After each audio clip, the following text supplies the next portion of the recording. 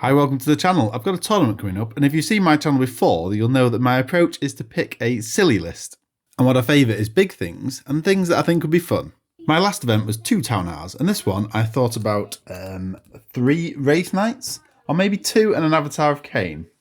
From a hobby point of view, I love these models, and taking 3 is probably going to take up all my points. But, and it's a big but, Aeldari are really dominant in the meta at the moment. Can I and should I be playing them? Taking a silly list is really for me, but is it going to make me look like that guy? There's a massive feel bad for me if people just think I'm meta chasing or being a tryhard, when all I want to do is play with the cool models that I own. I really like to know what you guys think, but why are Eldar so oppressive?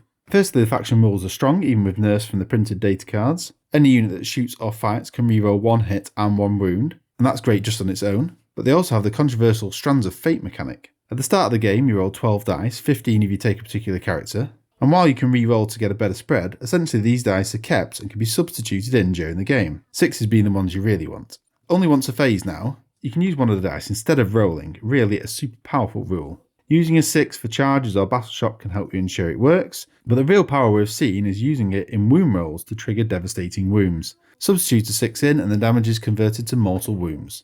And this faction has a lot of high damage weapons with the devastating wounds rule.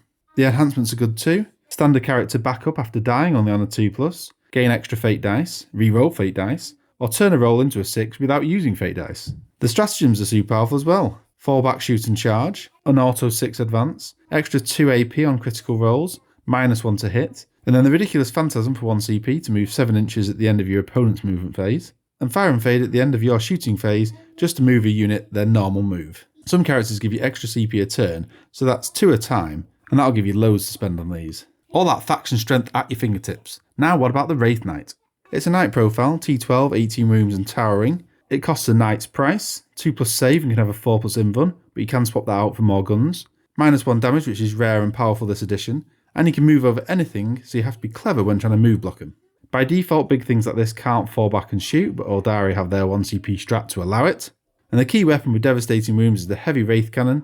Not actually heavy, so hitting on 3s, but strength 20 -4 AP. And then you use your fate dice to turn that 2d6 damage to mortal wounds. The blessing is now that you only use 1 dice per phase, so you can't substitute the damage dice as well, which is how it was originally played when the edition started. There's lots of other good shooting as well, the Sun Cannon in particular, but you can take a giant sword and that's really, really handy. More high strength, high damage attacks at strength 16, 6 damage. I'm certainly not planning to take the other meta Aeldari units to join the Wraith Knight, and I'll probably just use the Harlequins as I've got them painted up and they're so pretty. So the question is, should I do something different? I'm actually taking demons to a tournament only a week later. Should I feel bad about my choice? Alright, I'll see you again soon. Bye.